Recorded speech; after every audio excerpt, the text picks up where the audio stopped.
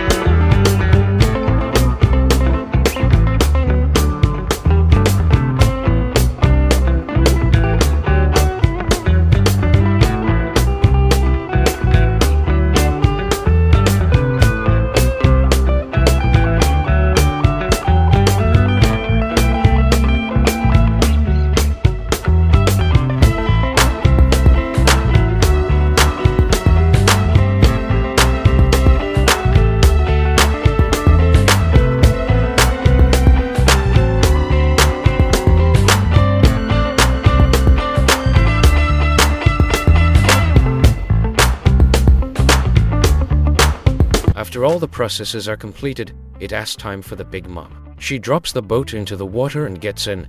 It moves silently, balanced on the water. We see that this giant log has now turned into a full-fledged sea vehicle. If this transformation process has impressed you, don't forget to like the video, comment and subscribe to the channel. See you in the next incredible production project.